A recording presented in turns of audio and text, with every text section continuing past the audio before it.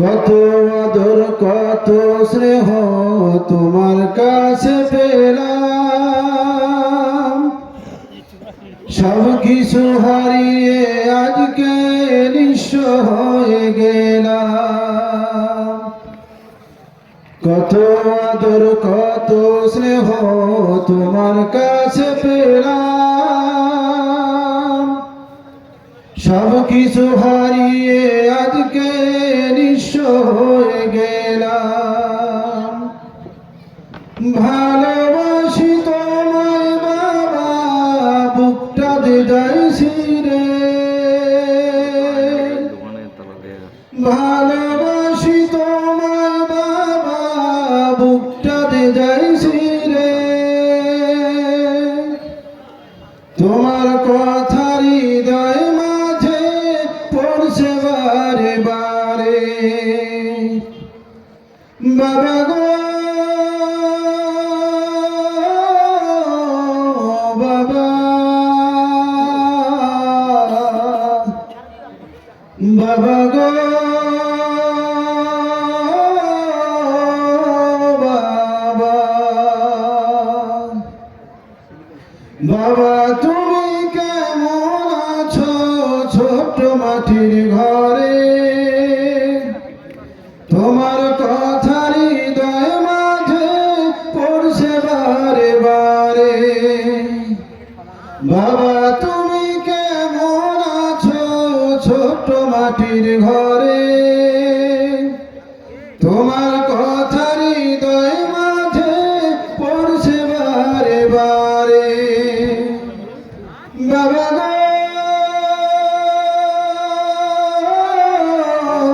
বাবা, বাবা গো বাবা, তোমার মতো আপন কেহ পাই না তো আর খুঁজে। তাই তো আজ ঘুমের ঘরে অশ্রুতে যাই ভিজে। সুখে থেকো পরম সুখে জান্নাতের ভিতরে। সুখে থেকো পরম সুখে জান্নাতের ভিতরে। তোমার কথা হৃদয় মাঝে পড়ছে বারে বারে। বাবা গো বাবা, বাবা গো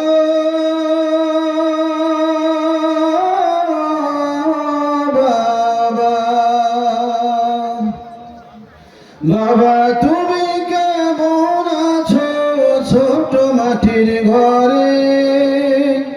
তোমার কথা হৃদয় মাঝে পড়ছে বারে বারে। বাবা তুমি কেমন আছো ছোট মাটির ঘরে? তোমার কথা হৃদয় মাঝে পড়ছে বারে বারে। বাবা গো বাবা, বাবা গো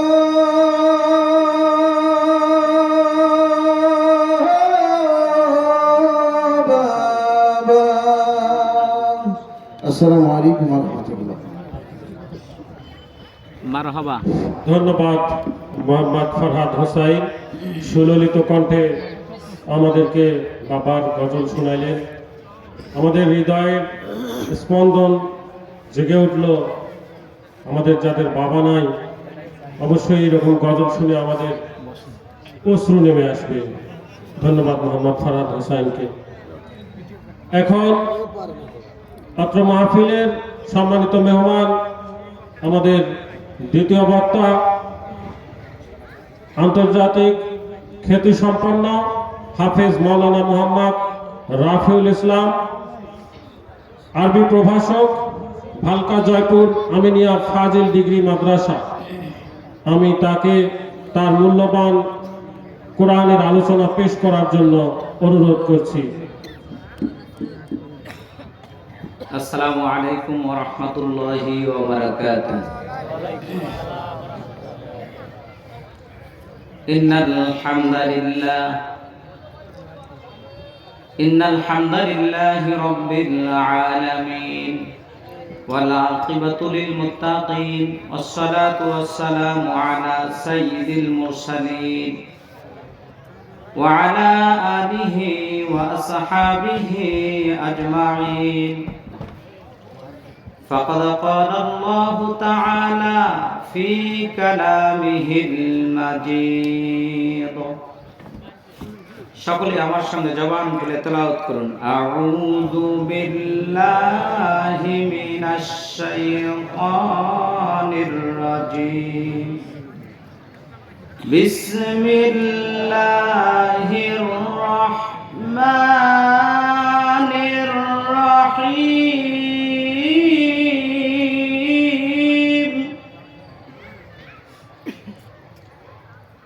ইয়া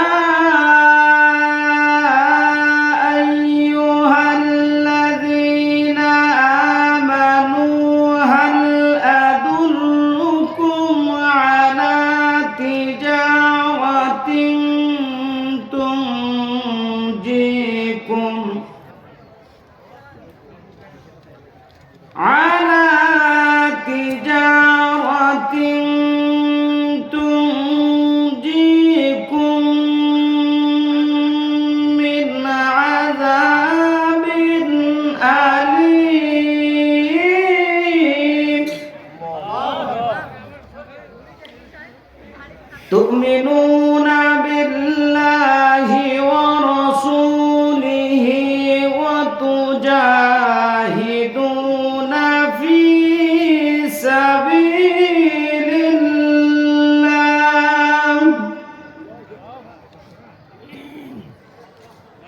تؤمنون بالله ورسوله وتجاهدون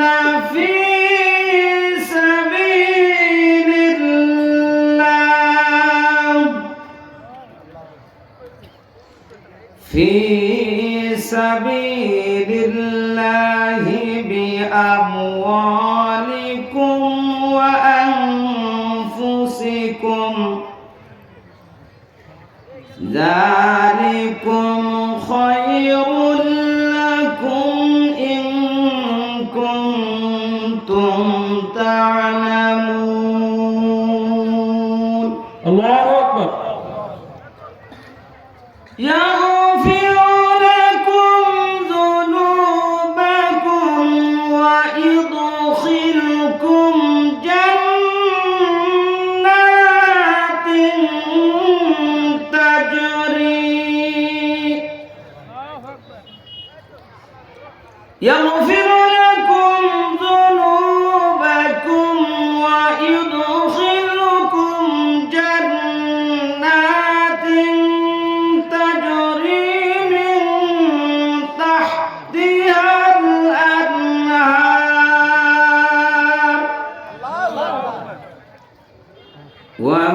ومساكن طيبة في جنات عدن ذلك الفوز العظيم. الله أكبر.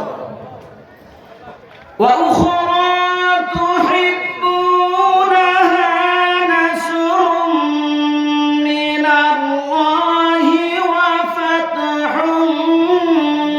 قريب وبشر المؤمنين.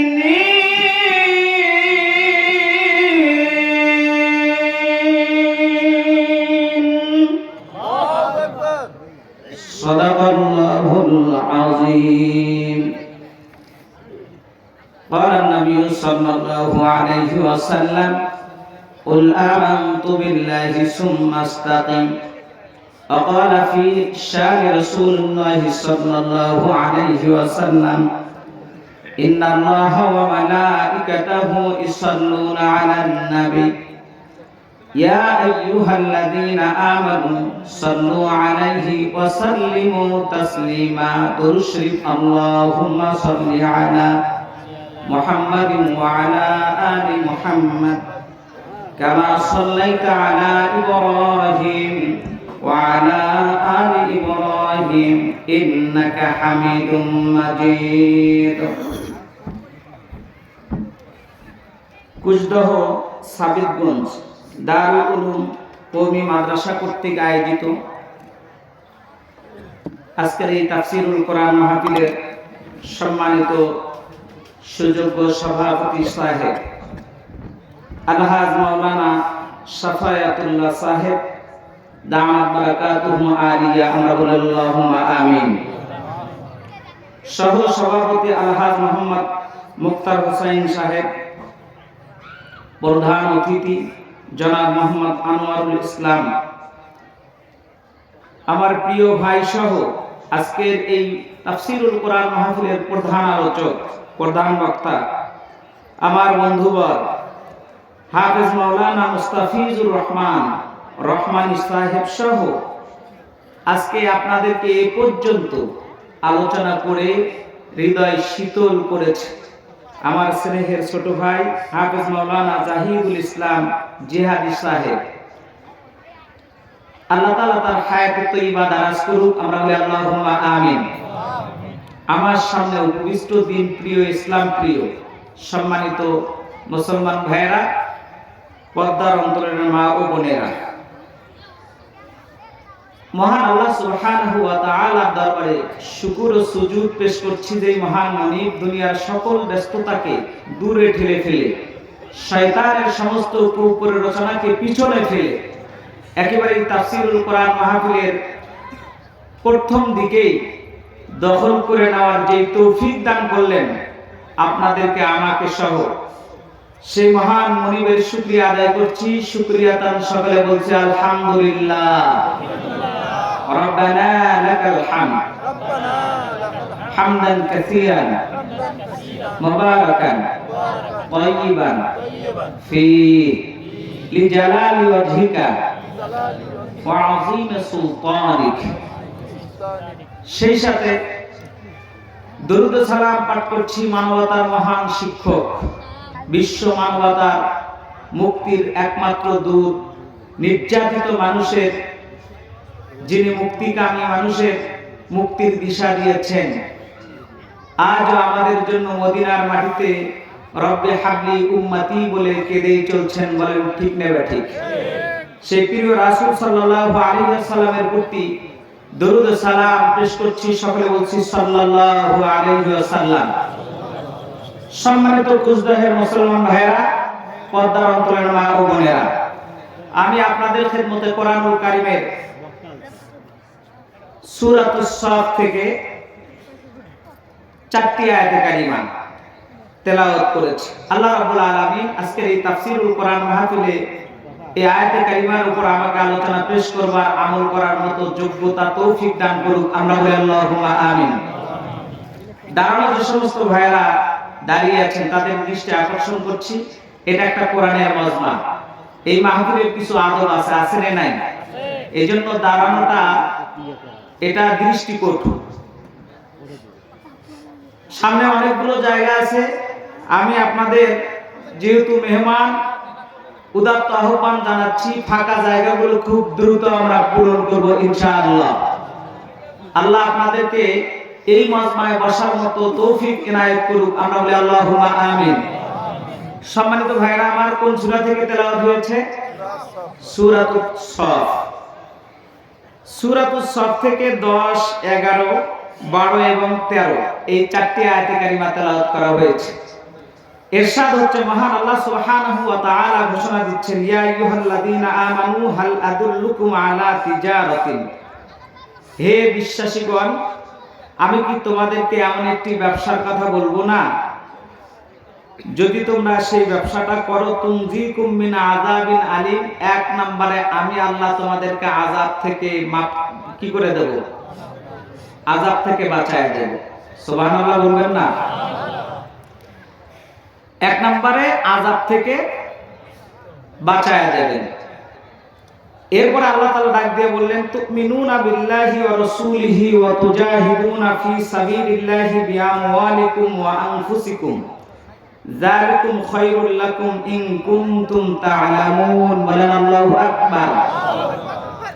আল্লাহ তাআলা বলছেন, এত বড় একটা মহা সুসংবাদ দিলাম, তোমাদেরকে আযাব থেকে যেহেতু বাঁচায়া দেব, তাহলে ব্যবসার কথা, একটি মাত্র ব্যবসার কথা বলেছি। এই ব্যবসা করতে গেলে তোমাদের কিছু পুঁজির প্রয়োজন আছে। ব্যবসায়ী যারা আছেন তারা একটু হাত তুলে দেখান তো ভাই। মাশাআল্লাহ। ব্যবসা করতে গেলে তিনটা জিনিস লাগে। এক নম্বরে যোগ্যতা লাগবে, দুই নম্বরে পুঁজি লাগবে, তিন নম্বরে উপযুক্ত জায়গা লাগবে এবং আপনার ব্যবসা করার মতো বয়স লাগবে। বলেন ঠিক না ঠিক? আল্লাহ তাআলা বললেন, যে ব্যক্তি এই দ্বীনের ব্যবসা করবে, এই ব্যবসা করতে গেলে তোমাদেরও এখানে দুইটি জিনিসের কথা আল্লাহ তাআলা বলছেন। তুমিনুনা বিল্লাহি ওয়া রাসূলিহি, আল্লাহ ও তার রাসূলের প্রতি এক নম্বরে ঈমান লাগবে। কি লাগবে ভাই? ঈমান। এরপরে দ্বিতীয় যে কাজটি করতে হবে, ঈমান শুধু আনলেই হবে না। আমরা এখন ঈমান আনছি না পাইছি? একটু আস্তে বলেন, পাশের ভাইও যাতে না শোনে। ঈমান আনছেন না পাইছেন? ঈমান আনিনি, আমরা ঈমান পাইছি। আল্লাহ তাআলা ঘোষণা দিচ্ছেন, তুমিনুনা বিল্লাহি ওয়া রাসূলিহি, এই কাজ করার জন্য এক নম্বরে তোমাদের প্রয়োজন হলো আল্লাহ ও তার রাসূলের প্রতি ঈমান আনতে হবে।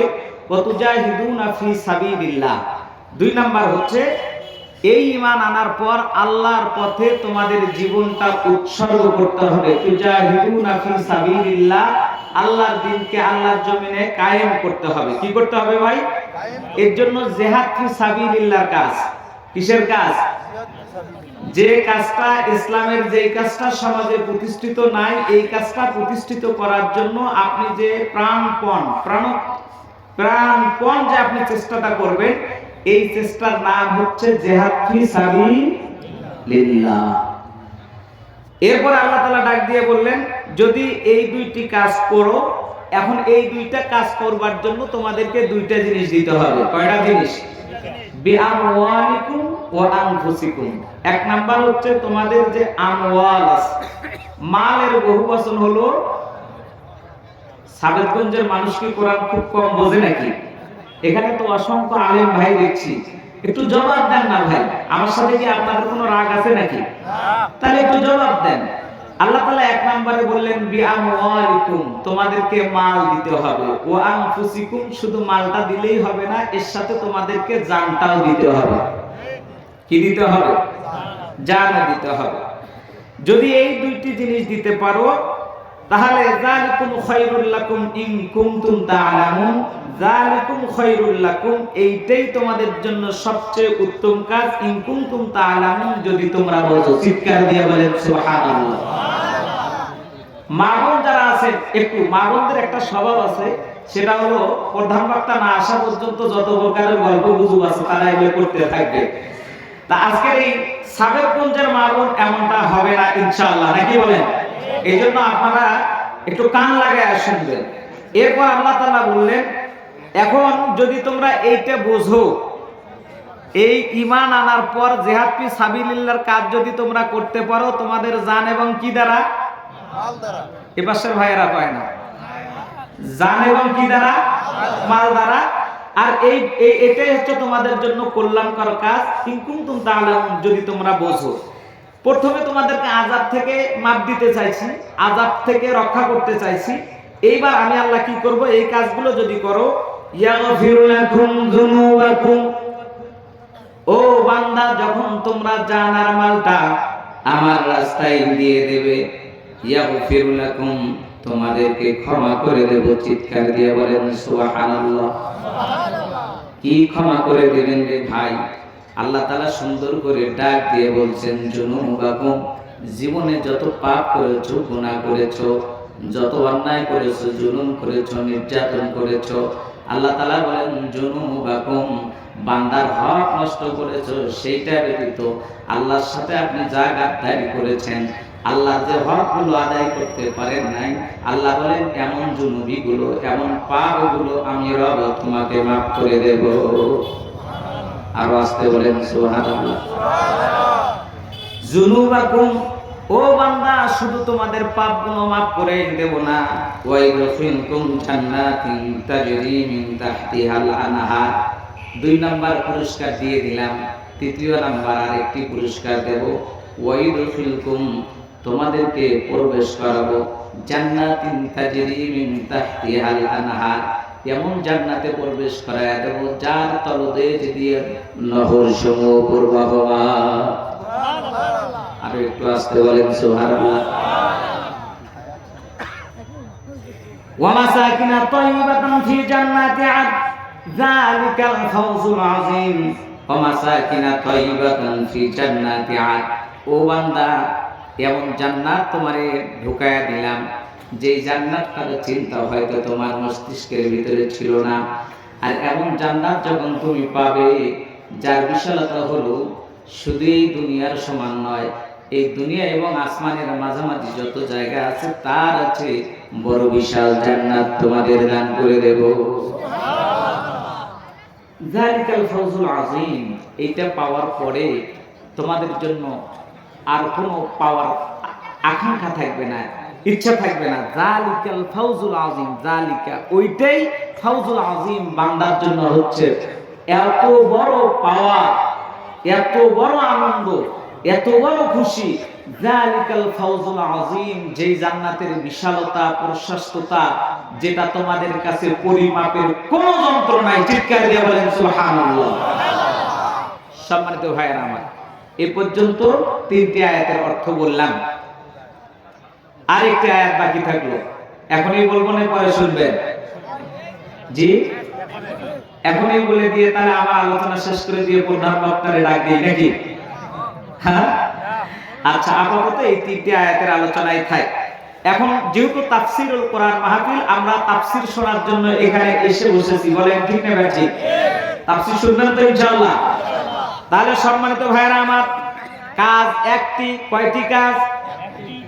একটি কাজ যদি করতে পারেন আল্লাহ 3টি পুরস্কারের ঘোষণা দিয়ে দিলেন। মুসলমান ভাইরা আমার, কাজ করতে হবে কয়টি?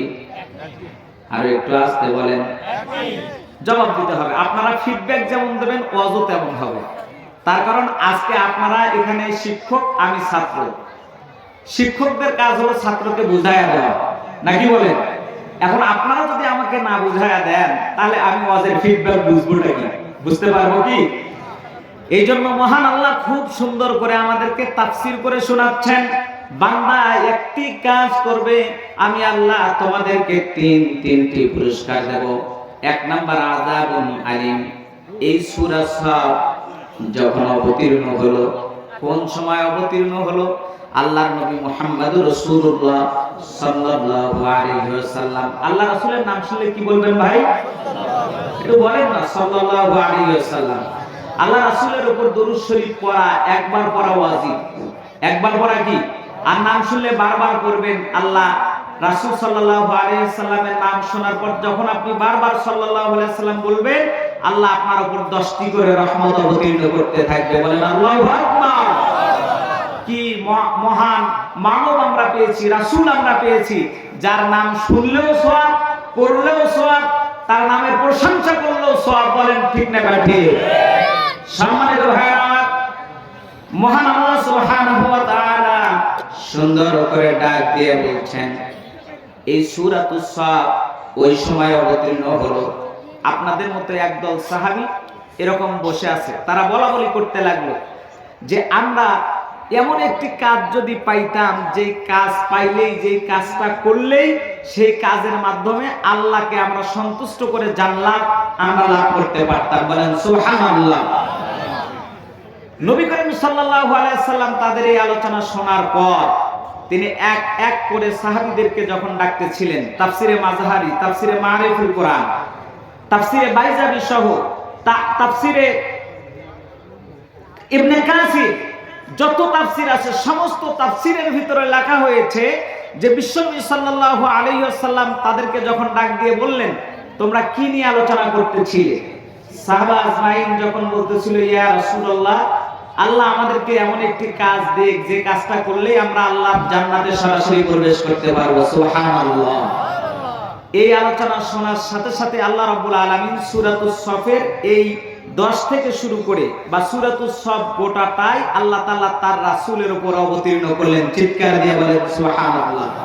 তাহলে এই সূরা অবতীর্ণের যে প্রেক্ষাপট শানে নুজুল সেটা আমাদের জানা হলো ইনশাআল্লাহ। মনে থাকবে তো ভাই ইনশাআল্লাহ। কখন অবতীর্ণ হলো? যখন আপনাদের মতো কিছু সাহাবী আলোচনা করতেছিলেন যে আমাদেরকে এমন একটি কাজের কথা বলা হোক যে কাজটা করলেই আমরা সরাসরি কোথায় যাব? জান্নাতে যাব। এই কথা যখন বললেন আল্লাহ রাব্বুল আলামিন তখন ডাক দিয়ে বললেন, ওগো নবীজি আপনি আপনার উম্মতকে জানিয়ে দিন, ইয়া আইয়ুহাল্লাযীনা আমানু, হে বিশ্বাসীগণ তোমরা যারা তোমাদের রবের প্রতি ঈমান এনেছো। এখন আমার প্রথম প্রশ্ন হলো ঈমান আনছি না পাইছি? জবাব সবার হলো না। ঈমান আনছি না পাইছি? বিয়ে করছেন না করাইছে? হ্যাঁ করছেন? বিয়ে করছেন কারা কারা একটু হাত তোলেন তো। আর ভাই হাত তোলেন না, শরম কিসের আছে? আর যারা হাত তুললেন না অনেক যুবক এখানে আছে, যুবকদেরও কিছু আলোচনা আছে। কলিজার টুকরা সোনামণিরা তোমরা বসে পড়ো। বিয়ে আপনারা করছেন না করাইছে? দুই গ্রুপ হয়ে গেছেন, কেউ বলছে বিয়ে করাইছে, আবার কেউ বলছেন বিয়ে করছি। হ্যাঁ করাইছে তারপর ভেজাল, বিয়ের মধ্যেও ভেজাল ঢুকে গেছে। ভাই যাদের বিয়ে এখনো হয় নাই, বিয়ে যারা করছেন আজকে যা বিয়ে তারা করে, স্ত্রীদের সামনে বসায় কিছুক্ষণ বলেন বিয়ে করানোর কি দরকারটা ছিল? তুমি তো এক জায়গায় ছিলে, আমি তো আর এক জায়গায় ছিলাম, তাই তুমি তো আমার কবুলটা শুনো নাই, আমি তো তোমার কবুলটা শুনো নাই, তুমি তো তোমার জায়গায় কবুল করছো নাকি বলেন? যেহেতু বিয়ে করাইছে, বিয়ে করেন নাই করাইছে, এই জন্য বিয়েটা আজকে আগের বিয়েটা এখন একটু করে ঝালাই করে নেই। তুমি আমার সামনে বসে কিছুক্ষণ কবুল কবুল করো, আমিও কিছুক্ষণ কবুল কবুল করি, তাহলে বিয়েটা করে ফেলি নাকি বলে? সম্মানিত ভাইরা আমার, বিয়ে করায় নাই, বিয়ে করছেন, বিয়ে করছেন, বিয়ে করছি আমরা। বিয়ে যে শর্তে করলাম সেটা হলো বিয়েতে কবুল বললাম কয়বার?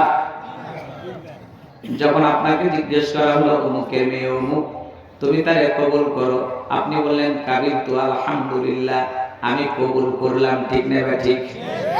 বিয়েতে কবুল করার পর আপনার স্ত্রীকে বাসায় যখন নিয়ে এসেছেন, কবুল করার পর নিয়ে আসার পর তার ভাত কাপড়, থাকার ব্যবস্থা, বাসস্থান, এগুলো আপনার সবকিছু করতে হয়েছে, বলেন ঠিক না ঠিক? যারা বিয়ে করেছেন তারাও এগুলোর ব্যবস্থা করছেন, ঠিক না ঠিক? আরে ভাই একটু আসতে বলেন, ঠিক না ঠিক? যেহেতু কবুল করে নিয়ে আসছেন, স্ত্রীকে ভাত কাপড় চোপড় দেওয়া আপনাদের জন্য ফরজ না নফল? আরো আসতে বলেন, ফরজ হয়েছে। বিয়ে আপনি স্ত্রীকে বাসায় নিয়ে আসার পর তাকে যেমন ভাত কাপড় চোপড় দেওয়া ফরজ হয়েছে, দেখভাল করা ফরজ হয়েছে, স্ত্রীরও আপনার সংসার দেখাশোনা করা ফরজ হয়েছে, বলেন ঠিক না ঠিক? আল্লাহ তাআলা ডাক দিয়ে বললেন, বান্দা তুমি যখন আমার প্রতি ঈমান এনেছো, ঈমান আনার পর আমার ইসলাম বুঝে তোমার জীবন যাপন করাটাও ফরজ হয়েছে। এই জন্য আল্লাহ ডাক দিয়ে বলছেন, ইয়া আইয়ুহাল্লাযীনা আমানু, হে বিশ্বাসীগণ, হাল আদুল্লুকুম আলা তিজারাতিন তুনজিকুম মিন আযাবিন আলীম, আমি কি তোমাদেরকে এমন একটি ব্যবসার কথা বলবো না যেই ব্যবসাটা করলে এক নম্বরে তোমাদেরকে আযাব থেকে বাঁচায়া দেবেন? কে বাঁচায়া দেবেন? আপনার রব। আপনার কে? আপনার রব। আপনার রব আপনাকে আযাব থেকে বাঁচায়া দেবেন। কেননা বিয়ে করে বাড়িতে স্ত্রী নিয়ে আসার পর তার জন্য বাসস্থানের ব্যবস্থা করা, কাপড় চোপড় দেওয়া, খাওন দাওন দেওয়া, সব বন্ধ ব্যবস্থা করা একজন স্বামীর জন্য ফরজ হয়েছে। এই কাজটা যেমন ফরজ হয়েছে, ঈমান তো আমরা ওই রকম যদি আনতাম, ঈমান আনলেই আমাদের জন্য ইসলাম অনুযায়ী জীবন যাপন করা ফরজ ছিল, বলেন ঠিক না ঠিক? কিন্তু ঈমান আমরা আনছি না ভাই, পাইছি? একটু আসতে বলেন, ঈমান আনছি না পাইছি? ঈমান পাওয়ার কারণে অবস্থা হয়ে গিয়েছে, এক বাবাই ছেলেকে বিয়ে করাইছে, এখন ছেলের চয়েস ছিল আর এক জায়গায়, জোর করে হয়ে গেছে অন্য জায়গায়। জিজ্ঞেস করলাম, ভাই বউরে দেখভাল করো না কেন? কয় আমার বাবাই থাক। কে থাক? এমন কি অবস্থা হলো? কয় জোর করে করালে তো এরকমই হবে। তো এখন আমাদের অবস্থা হয়েছে, ঈমান আমরা আনতে না পেরে পাওয়া ঈমানের অবস্থাটা এমন হয়েছে যে ঈমান থাকে থাক যায়, অবস্থা এরকম হয়েছে। বলেন ঠিক না ঠিক? সম্মানিত ভাইরা আমার, ভালো করে বুঝবেন, ঈমান যারা এনেছে, ঈমান যারা আনলেন তারা হলেন সাহাবা আজমাইন। ঈমান আনার পর তাদের অবস্থা হইল, বিশ্বনবী সাল্লাল্লাহু আলাইহি ওয়াসাল্লাম মক্কার জমিনে বসা আছেন। এমন সময় সাহাবীর খবর আসলো যে ইয়া রাসূলুল্লাহ, ইয়া হাবিবাল্লাহ, আপনার প্রিয় সাহাবী হযরতে বেলালকে উমাইয়ার লোকেরা ধরে নিয়ে গেছে। আল্লাহর নবী সংবাদ যখন শুনলেন, সংবাদ শোনার পর বিশ্বনবীর চোখ দিয়ে পানি ফেললেন, প্রতিবাদ করতে পারলেন না। কারণটা হলো তিনি মাক্কি জীবনে অবস্থান করছেন। কি জীবনে? কিন্তু সাহাবারা এমন ইমানদার ছিলেন, ঈমান আনার পর তারা জীবন দিয়েছেন কিন্তু ঈমান দেন না। দিয়েছে? আর আমরা ঈমান আনিনি, ঈমান পাইছি, পাওয়ার কারণে অনেক সময় চিন্তা ভাবনা করি, নিজেরা বলি হুজুর অবস্থা ভালো নয়, পরিবেশ খারাপ, দেখে শুনে একটু চলেন, কথা বলা একটু সাবধানে বলেন। বলেন ঠিক নেবে ঠিক? তার মানে ঈমান না এনে ঈমান পাওয়ার কারণে যে অবস্থা হয়। এখন আজকের এই দিনে ঈমান আপনারা আনবেন না ঈমান পাওয়া ঈমান নিয়ে চলবেন? হ্যাঁ, আরো আজকে বলেন, ঈমান আনবেন না পাওয়া ঈমান নিয়ে চলবেন? অবশ্যই ঈমান আনতে হবে। কেন আপনি ঈমান আনবেন? এই জন্য ঈমান আনতে হবে, সাহাবারা ঈমান আনার পর তারা যখন বুঝতে পারছেন এই ঈমানের বদৌলতে আল্লাহ তাআলা জান্নাত দেবেন। কি দেবেন? আচ্ছা, সাবেকগঞ্জের ভাইদেরকে বলছি, সাবেকগঞ্জে এই জায়গার 1 শতক জায়গার দাম কত? কথা বোঝেন নাই? আপনাদের এই সাবেকগঞ্জ, এটা কুচদহর, 1 শতক জায়গার দাম কত? 50,000। এখান থেকে যদি আপনি আফতাবগঞ্জে যায় একটা জায়গা কিনেন, আফতাবগঞ্জের জায়গার দাম কত? 1 লক্ষ, 1.5 লক্ষ, 2 লক্ষ, নাকি বলেন? আচ্ছা, ওই জায়গা যদি আপনি কিনতে যান, আপনি দিনাজপুরে, সেখানে 1 শতক জায়গার দাম কত? 8-10 লক্ষ টাকা। আচ্ছা, আপনি ঢাকায় ধানমন্ডিতে 1 শতক জায়গা এখন কিনবেন, সেটার দাম কত? 1 কোটি, নাকি বলেন? সম্মানিত ভাইরা আমার, যে লোকটা পরিশ্রম করে 1 কোটি টাকা দিয়ে ঢাকার মতো জায়গায় 1 শতক জায়গা কিনেছে, 2 শতক জায়গা কিনেছে, ওই লোকটা কি ওনার পরিশ্রমের টাকা দিয়ে জায়গা কেনার পর এই জায়গাটা বিক্রি করতে রাজি হবে? কেন রাজি হবে না? কেননা উনি পরিশ্রম করে ওই জায়গাটা কিনছে, ওখানে যদি একটা বিল্ডিং এর উনি চিন্তা ভাবনা করেন, ওই বিল্ডিং যেমন তিনি কি করবেন না, বিক্রয় করতে চাইবেন না, জায়গা বিক্রয় করতে চাইবেন না। আজকে আমরা যারা ওই রকম ঈমানের স্বাদ যদি আমরা বুঝতাম, তাহলে আমাদের জীবন থাকতে আমরা ঈমান দিতাম না। বলেন ঠিক নেবে ঠিক? কিন্তু আজকে তো আমরা ঈমান আনি রে ভাই, ঈমান আমরা পাইছি। ঈমান পাওয়ার কারণে সন্তান তার বাবার কাছ থেকে যে জায়গা পেয়েছে, ধরেন আফতাবগঞ্জে খুব সুন্দর একটা জায়গা পেয়েছে, এই জায়গা পাওয়ার কারণে সন্তানের অবস্থা হচ্ছে এরকম। এখন মাঝে মাঝে সন্তানের কিছুটা নেশা জাগে। কি জানে? নেশা জাগে। এই নেশা জাগার কারণে সন্তান আজকে 1 শতক, কালকে 2 শতক, পরের দিন 5 শতক পর্যন্ত এই বংশ পরম্পরায় জায়গার ওয়ারিশ সূত্রে সম্পত্তির মালিক হওয়ার কারণে জায়গা বিক্রি ফুট হয়েছে। এমন লোক আছে না?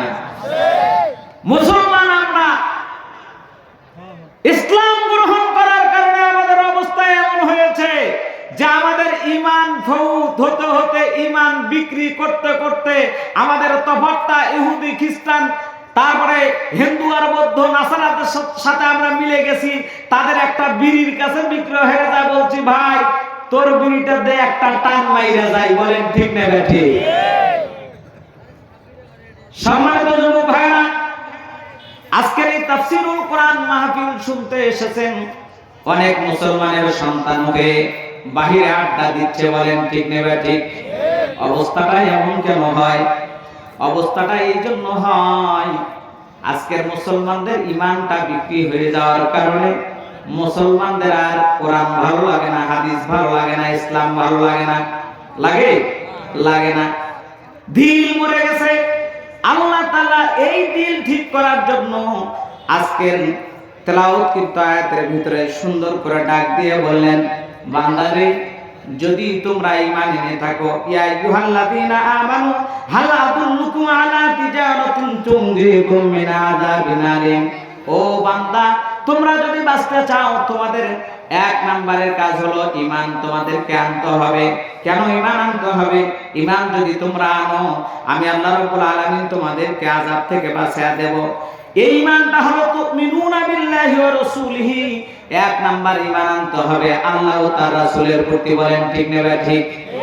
আমাদের ঈমানটা এমন অবস্থা হয়েছে, আমরা এমন হয়েছি, আল্লাহ তাআলা অন্য একটা আয়াতের ভিতরে ডাক দিয়ে বলেছেন, ওয়া মিনান নাসি মান ইয়াকুলু আমান্না বিল্লাহি ওয়া বিল ইয়াউমিল আখির ওয়া মা হুম বিমুমিনিন। চিৎকার দিয়ে বলেন আল্লাহু আকবার। ও নবীজি, আল্লাহ বলছেন ওয়া মিনান নাস, মানুষদের মধ্যে এমন কতগুলো মানুষ আছে, ও নবীজি, মান ইয়াকুলু আমান্না বিল্লাহ, তারা মুখে বলে আমরা আল্লাহর প্রতি ঈমান এনেছি, রাসূলের প্রতি ঈমান এনেছি, অবিল আখিরাতে, আখিরাতের প্রতি ঈমান এনেছি, ওয়া মা হুম বিমুমিনিন, কিন্তু তারা মুমিন নয়। তারা কি নয়? তাহলে মুমিন, আমরা যদি মুমিন না হই, হলামটা কি? আমরা হলাম আসলিম, আত্মসমর্পণ করি। আমরা ঠিকই ঈমানের কথা মুখে মুখে বলি, কিন্তু কাজে কর্মে মুনাফিকের চাল চলন ধরে বসে আছি, বলেন ঠিক না ঠিক? আয়াতুল মুনাফিকুনা সালাসাতুন, ঈমানদার ব্যক্তি তো কথা দুই রকম বলতে পারে না। দুই রকম বলতে পারে কি? আরো আসতে বলেন, পারে কি? কথা কাজের গরমিল আমাদের আছে না নাই? এই জন্য সূরাতুস সাফের 2 নাম্বার আয়াতের ভিতরে আল্লাহ তাআলা সুন্দর করে ডাক দিয়ে বললেন, ওগো নবীজি, আপনার উম্মতকে জানায়া দিন, তারা যদি সত্যিকারের মুমিন হয়, ইয়া আইয়ুহাল্লাযীনা আমানু লিমা তাকুলুনা মা লা তাফআলুন। চিৎকার দিয়ে বলেন আল্লাহু আকবার। ইয়া আইয়ুহাল্লাযীনা আমানু, হে মুমিন ব্যক্তিগণ, তোমরা যারা আল্লাহর প্রতি বিশ্বাস স্থাপন করেছো, রাসূলের প্রতি বিশ্বাস স্থাপন করেছো, ঈমান যারা এনেছো, মা লিমা তাকুলুনা মা লা তাফআলুন, কেন তোমরা এমন করো? তোমরা যেটা করো না সেটা কেন করার কথা বলো, আর যেটা তোমাদেরকে করতে বলা হয় সেটা কেন তোমরা করো না? আজকে আমরা বক্তারা, আমি নিজে দেখেছি, একজন ইমাম সাহেব 30 বছর হলো মসজিদে খতিবগিরি করে, প্রত্যেক রমজান আসলেই ইমাম সাহেব অন্তত পক্ষে একটি মাসালা দেয়, ইতিকাফের মাসালা দেয় কি দেয় না ভাই? দেয় না, দেয় না বলেন? ইতিকাফের মাসালা দেয়। মাসালা দিয়ে ওই ইমাম সাহেব বেটারে আগে ধরলাম যে ভাই 30 বছর হলো আপনি এই আপনার মসজিদে খতিবগিরি করেন, আপনার মুসল্লিকে আপনি ইতিকাফের বয়ান দেন, আপনি কয় বছরে ইতিকাফ করেছেন? কয় ভাই 30 বছরে 1 বছর করিনি, আলহামদুলিল্লাহ। ইমাম সাহেবের এই 30 বছরে ইতিকাফের বয়ান দিয়ে কি ওখানে ইতিকাফ প্রতিষ্ঠিত হবে? আজকে আমরা আলেম যারা হয়েছি, আলেমরা আমরা কোরআনের বিরোধী, আমরা মুখ দিয়ে যা বলি আমরা নিজেরা সেটা আমল করি না, বলেন ঠিক না বেঠে? ওই জন্য আজকের এই আলোচনা থেকে আমাদের অভ্যাস, আমাদের চরিত্র, আমরা নিজেদেরকে আগে পাল্টা নিতে হবে। আমরা যা বলবো তাই করতে হবে, বলেন ঠিক না বেঠে? আল্লাহ রাব্বুল আলামিন সেই জন্য বলেছেন, কাবুরা মাক্তান ইনদাল্লাহ আন তাকুলু মা লা তাফআলুন। তোমরা কি জানো না, কাবুরা মাক্তান ইনদাল্লাহ, আল্লাহর কাছে এটা কত বড় গুনাহ, কত বড় এটা সাংঘাতিক কথা। মাক্তান ইনদাল্লাহ আন তাকুলু মা লা তাফআলুন, তোমরা যারা নিজেরা করো না সেটা কেন অন্যদেরকে করার কথা বলো? আজকে আমরা যারা ঈমান এনেছি, ঈমানের প্রতি যদি আমরা অবিচল থাকতাম, আমরা যদি বলতাম আল্লাহ রাসূল বলেছেন কুল আমানতু বিল্লাহি সুম্মাস্তাকুম, তোমরা মুখ দিয়ে ওই কথা বলো, কুল হে রাসূল আপনি বলুন আমানতু বিল্লাহ, আমি আল্লাহর প্রতি ঈমান আনলাম, সুম্মা ইসতাকিম, আমি যে ঈমান নিয়েছি সেই ঈমানের উপর আমি অবিচল থাকলাম। সুবহানাল্লাহ। সম্মানিত ভাইরা আমার, আমরা যারা ঈমান আনছি, এই ঈমান আনার পর সেই ঈমানটা আমরা কি করেছি? সেই ঈমানটা আমরা বিক্রয় করে দিয়েছি। সম্মানিত ভাইরা আমার, কিভাবে বিক্রয় করে দেয়? ঈমানের পরীক্ষা হয়। ঈমানের কি হয়? পরীক্ষা হয়।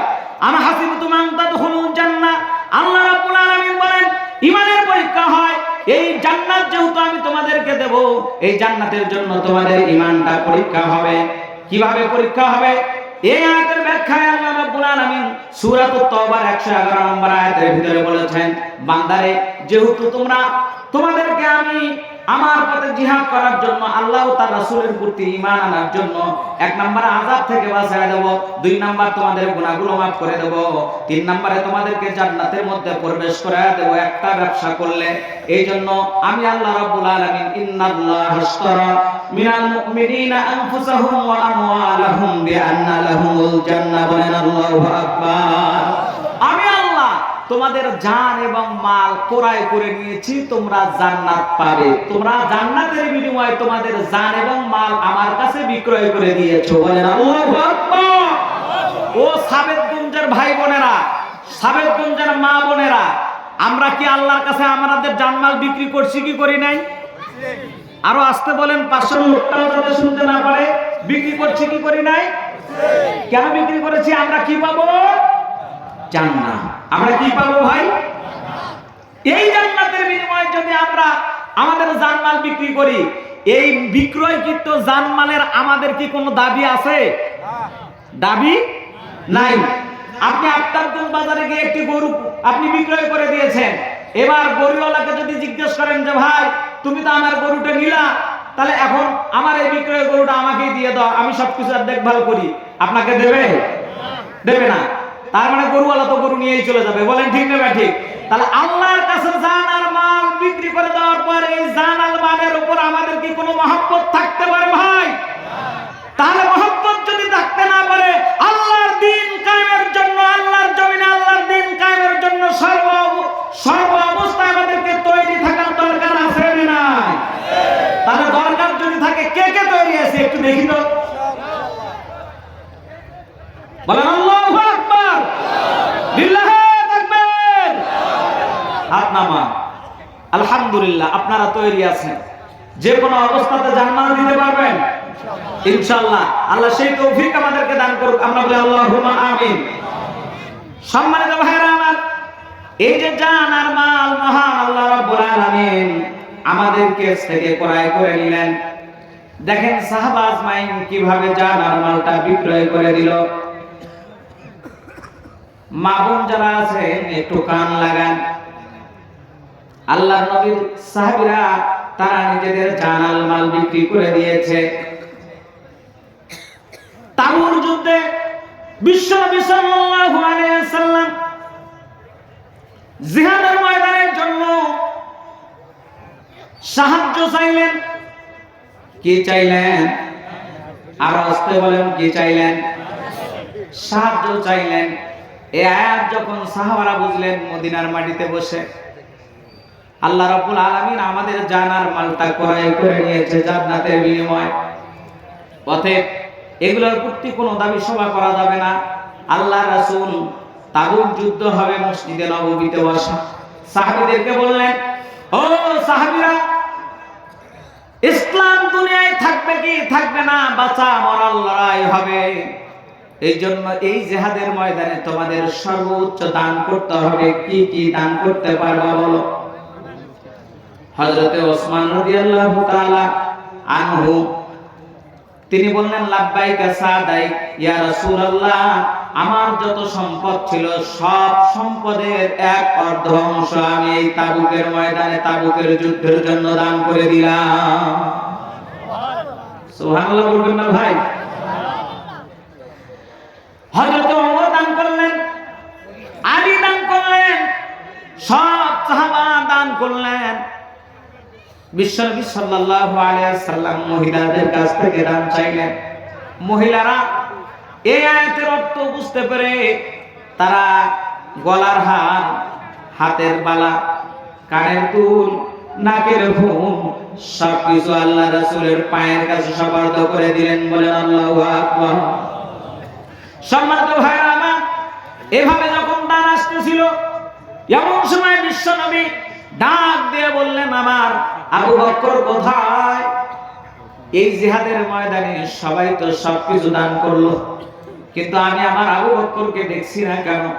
আবু বকর রাদিয়াল্লাহু তাআলা আনহু মসজিদে নববীর একটি পিরালের আড়ালে ছিল, সেখান থেকে ডাক দিয়ে বের হয়ে আসলেন, লাব্বাইকা সাদাইকা ইয়া রাসূলুল্লাহ। হাতে একটা পোটলা, সেই পোটলাটা বিশ্বনবীর সামনে ছেড়ে দিলেন, আর চোখ দিয়ে পানি ঝরতেছিল, কাঁদতেছিলেন তিনি। হযরত আবু বকরের এই অবস্থা দেখে বিশ্বনবী ডাক দিয়ে বললেন, আবু বকর রে, তুমি কাঁদছো কেন? কেন তুমি কাঁদছো? আর তোমার হাতের এই পোটলা কেন?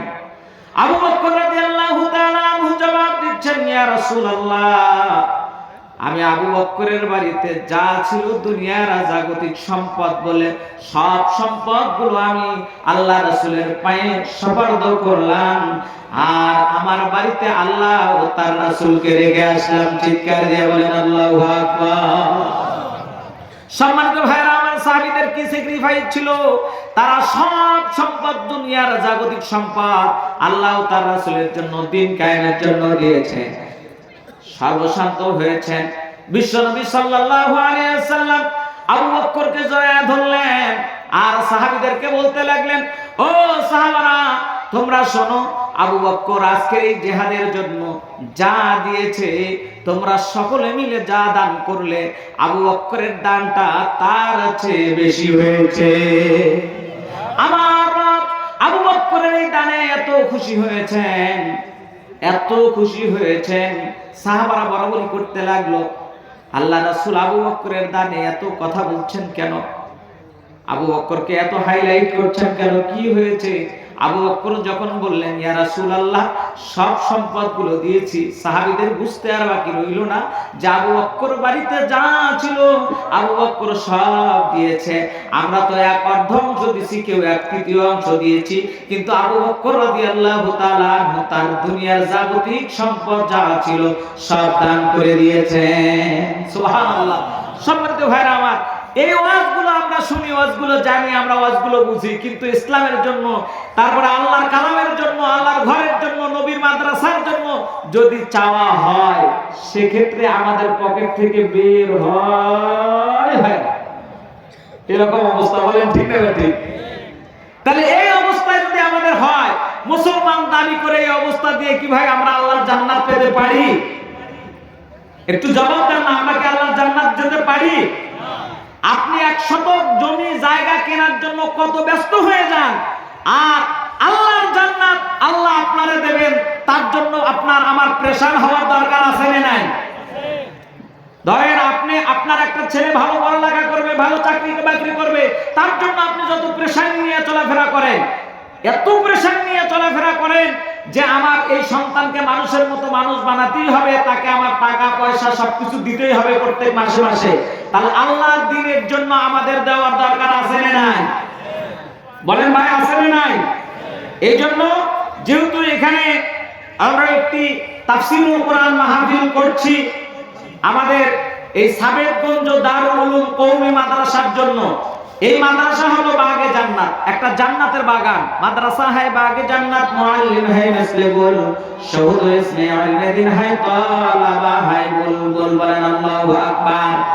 সম্মানিত ভাইরা আমার, এই মাদ্রাসার জন্য আমাদেরকে সর্বোচ্চ দান করতে হবে, স্যাক্রিফাইস করতে হবে। স্যাক্রিফাইসটা আমরা করব কেমন? হযরত তালহা রাদিয়াল্লাহু তাআলা আনহু। আজকের এই আয়াতের খিদমতে আমি আপনাদের সামনে একজন সাহাবীর ঘটনা পেশ করব ইনশাআল্লাহ। কয়জন সাহাবী? লিল্লাহি তাকবীর, আল্লাহু আকবার, লিল্লাহি তাকবীর, আল্লাহু আকবার। প্রধান অতিথির আগমন, শুভেচ্ছা স্বাগত জনাব মোহাম্মদ আনোয়ারুল ইসলাম সাহেব। জিন্দাবাদ জিন্দাবাদ, লিল্লাহি তাকবীর, আল্লাহু আকবার। কুচদাহের পক্ষ থেকে আসসালাম শুভেচ্ছা, সামিনগঞ্জের পক্ষ থেকে আসসালাম শুভেচ্ছা, দারুল উলুম কওমি মাদ্রাসার পক্ষ থেকে আসসালাম শুভেচ্ছা। লিল্লাহে তাকবীর, আল্লাহু আকবার, লিল্লাহে তাকবীর। আল্লাহু আকবার। প্রধান অতিথির আগমন, শুভেচ্ছায় স্বাগতম। আলহামদুলিল্লাহ। বলেন সুম্মা আলহামদুলিল্লাহ।